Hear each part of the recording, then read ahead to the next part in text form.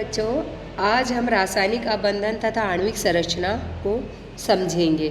क्या होता है बंधन यानी बांधना। नाम से स्पष्ट है, बंधन यानी अणुओं का एक दूसरे के साथ जुड़ना। तो इसकी परिभाषा कैसे पढ़ेंगे अपन? एक ऐसा आकर्षण बल जो अणुओं के घटक परमाणुओं को आपस में जोड़ के रखता है या पकड़ के रखता है, रासायनिक अबंधन कहलाता है। आपको इसे याद रखना है। मतलब अणुओं को आपस में जोड़ने वाला जो बंध होता है वो रासायनिक अबंधन कहलाता है। अब अपन देखेंगे, अब इस चैप्टर में आपको क्या क्या पढ़ना है। सबसे पहले रासायनिक बंधन क्या होता है, अबंधन क्या होता है, इसको समझना। अष्टक का नियम क्या है, और फिर उसके बाद वैलेंसी बॉन्ड थ्योरी समझनी है। अणुओं का कक्षक नियम समझना है, और जो सहसंयोजी बंध क्या है इसकी विशेषताएं समझनी है हमें। इस चैप्टर के अंतर्गत आपको हाइड्रोजन अबंधन की संकल्पनाएं भी समझनी और व्याख्या करनी है। तो आपको 4 नंबर का चैप्टर स्टार्ट कर रहे हैं अपन है। 3rd में अगर किसी को कोई प्रॉब्लम हो तो मुझे पर्सनल नंबर पे फ़ोन करके पूछ सकता है। तो आगे अपन समझते हैं। समझ लिया रासायनिक अबंधन क्या होगा? रासायनिक अबंधन है अणुओं को जोड़ने वाला बंध, वो रासायनिक अबंधन कहलाता है। तो रासायनिक अबंधन को कास्ले और लुईस की अवधारणा के अनुसार हम पढ़ते हैं। 1916 में कास्ले तथा लुईस ने इलेक्ट्रॉन द्वारा रासायनिक अबंधनों के बनाने की व्याख्या की। अष्टक स्थायी विन्यास को आधार मानकर लुईस ने यह धारणा दी कि परमाणु परस्पर रासायनिक अबंधन द्वारा संयुक्त होकर आपस में स्थायी अष्टक को प्राप्त करता।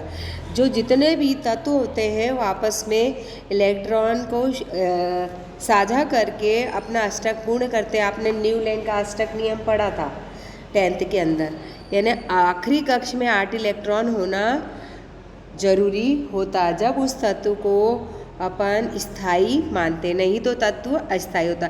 यहाँ उदाहरण दे रखा है सोडियम। सोडियम का जो परमाणु क्रमांक होता है कितना होता है सोडियम का परमाणु क्रमांक 11 होता है। कितना होता है?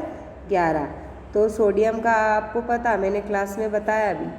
2 फर्स्ट आएगा आपका 2 11 है, तो 2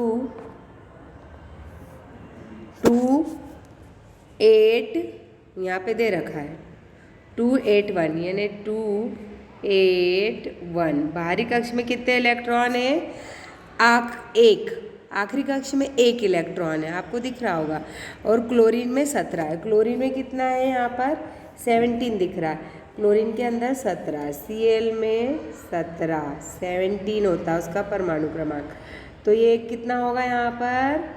2 8 7, यानी अष्टक पूर्ण करने के लिए इसको 1 इलेक्ट्रॉन की ज़रूरत है, और वहाँ सोडियम को इलेक्ट्रॉन 1 डोनेट करना है, क्योंकि उसके बाहरी कक्ष में 8 इलेक्ट्रॉन हो जाएंगे अगर 1 किसी को दे देगा। तो ऐसे NaCl, नमक का सूत्र NaCl होता है।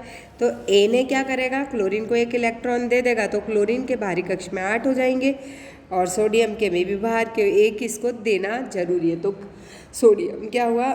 डोनर, और क्लोरीन क्या हुआ? एक्सेप्टर, यानी सोडियम दाता हुआ और क्लोरीन ग्राता हुआ।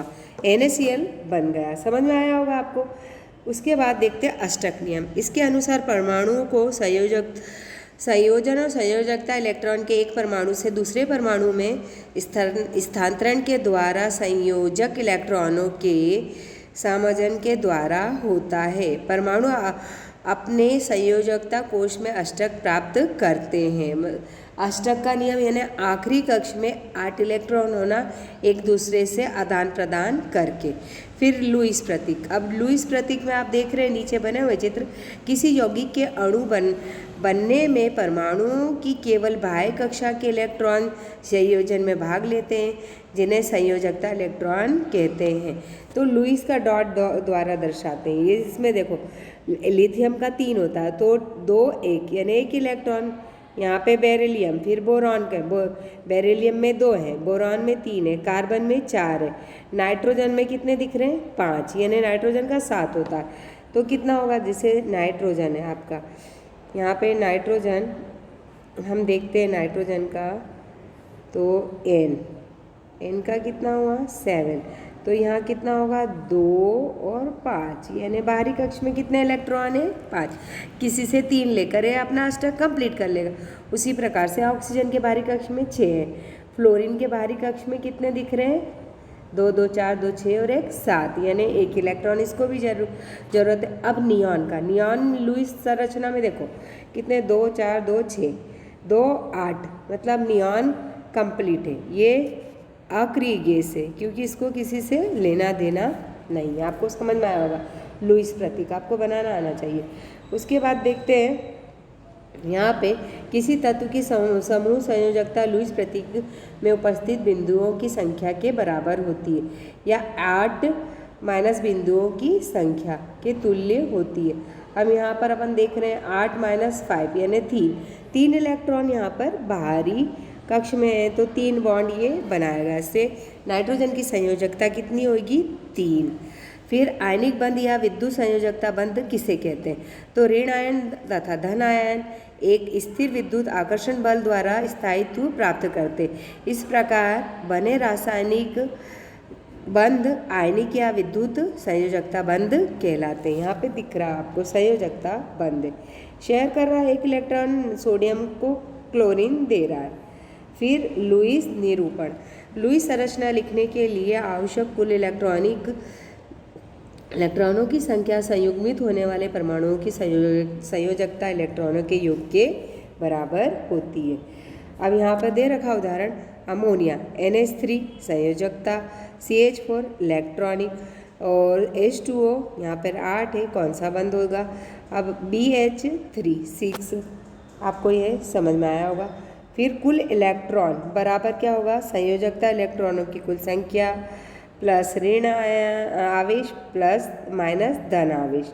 तो यहाँ दे रखा CO3 के ऊपर 2 माइनस यानी 4 प्लस 3 और ब्रैकेट में 6 प्लस 2 यानी 24। कुल कितने इलेक्ट्रॉन इसमें 24। तो आपको समझ में आ रहा होगा ऑक्सीजन के बाहरी कक्ष में 6 इलेक्ट्रॉन है और 3 उसमें मॉलिक्यूल से, तो 3 यहाँ पे इंटू हो जाएगा, प्लस उसकी 2 नेगेटिव दे रखा और कार्बन में 4 है, तो ये 24 हो गया। अमोनिया के अंदर क्या हुआ, अमोनिया में आप नाइट्रोजन में 5 देखते हैं इलेक्ट्रॉनिक, 5 इलेक्ट्रॉन होते हैं बाहरी कक्ष में। अब हाइड्रोजन के 4 अणु हैं यहाँ पे, तो 4 वैलेंसी 1 माइनस 1, तो ये कितना हो गया 8, यानी कुल अणुओं की कुल इलेक्ट्रॉन कितने हुए 8। आपको निकालते आना चाहिए। जिस तत्व की विद्युत क्षमता कम होती है वह केंद्रीय परमाणु का स्थान लेते हैं। फिर सहभाजिता इलेक्ट्रॉन युग्म, सहभाजिता यानी बॉन्ड पेयर इलेक्ट्रॉन बराबर 2 गुणित बंधों की संख्या, जितने बंध होंगे वो उसका बॉन्ड पेयर कहलाएगा। एकांकी इलेक्ट्रॉन युग्म, कुल इलेक्ट्रॉन बॉन्ड पेयर, यहाँ पर अपन देख रहे हैं सहभाजिता इलेक्ट्रॉन युग्म लिखने के पश्चात शेष इलेक्ट्रॉन युग्मों का प्रयोग या बहुबंध 2 बंध 3 बंध या एकांकी इलेक्ट्रॉन युग्म के बराबर होता है। अब हाइड्रोजन में आपसे पूछा जाए कितने बंध है तो आप बताओगे एकल बंध। अब ऑक्सीजन में नीचे दिख रहा है आपको, तो ऑक्सीजन में कितने बंध हो रहे हैं, डबल बॉन्ड, दोनों एक दूसरे को एक एक दो इलेक्ट्रॉन का शेयर करेंगे, इसलिए 2 बंध। तो पेयर बंध कितना हुआ यहाँ पे 2। तो आपको ये समझ में आना चाहिए। यहाँ पर मैंने दे भी रखा है बॉन्ड पेयर बराबर क्या होगा, सूत्र बॉन्ड पेयर का 2 गुणित बंधों की संख्या यानी 2 × 1, वह एक ही बंध है तो 2 हुआ यहाँ पर बंधों की संख्या। फिर लोन पेयर यहाँ पे क्वेश्चन में, तो यहाँ पे 2 माइनस 0, यहाँ पे 0 हो गया। समझ में आ गया आपको, इसको नोट करना है आपको।